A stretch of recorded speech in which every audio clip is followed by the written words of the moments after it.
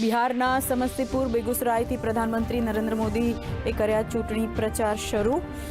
કહ્યું યુવાનોએ સશક્તિકરણનું ભાજપ અને એનડીએ સરકારની પ્રાથમિકતા. સાથે જ તહેવારમાં જીએસટી બચત ઉત્સવે ભર્યો નવો રંગ.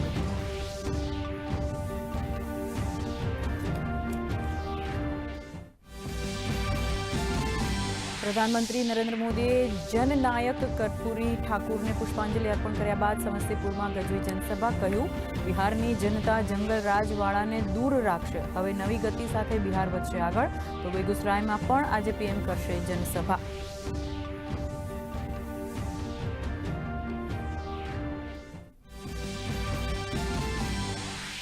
એનડીએ અને મહાગઠબંધનની પણ બિહારમાં જનસભાઓ. અમિત શાહ અને જેપી નડ્ડા પ્રચાર અભિયાનને આપશે વેગ. તો મહાગઠબંધનમાં તેજસ્વી યાદવ અને મુકેશ સહની આજથી ચૂંટણી પ્રચારના મેદાનમાં.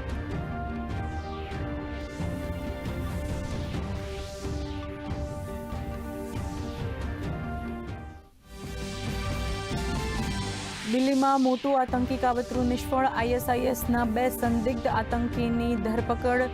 ફિદાયીન હુમલાની લઈ રહ્યા હતા ટ્રેનિંગ. આતંકવાદી પૈકી એકને દિલ્હી અને બીજાની મધ્યપ્રદેશમાં ધરપકડ.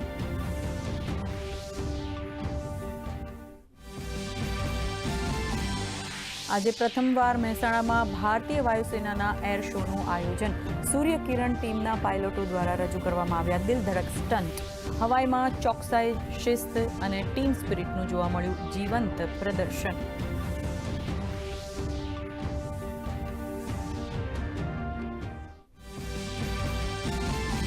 ઉત્તર ભારત તરફ યાત્રીઓ માટે રેલવે વિભાગ દ્વારા વિશેષ વ્યવસ્થા. અમદાવાદ રેલવે સ્ટેશન પર વિશેષ ટિકિટ કાઉન્ટર, હોલ્ડિંગ એરિયા, પાણી સહિત નાસ્તાની વ્યવસ્થા. તો સુરતના ઉધના રેલવે સ્ટેશનથી 21 સ્પેશિયલ ટ્રેન દોડાવાઈ.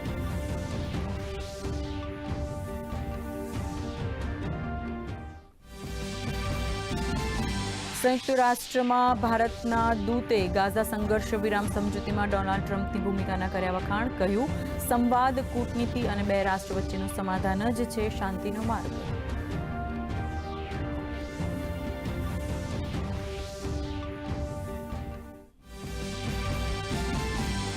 કેનેડાના ટેરિફ વિરોધી ટીવી વિજ્ઞાપન પર ભડક્યા ડોનાલ્ડ ટ્રમ્પ. કેનેડા સાથે દરેક વેપાર વાર્તા બંધ કરવા કર્યું એલાન.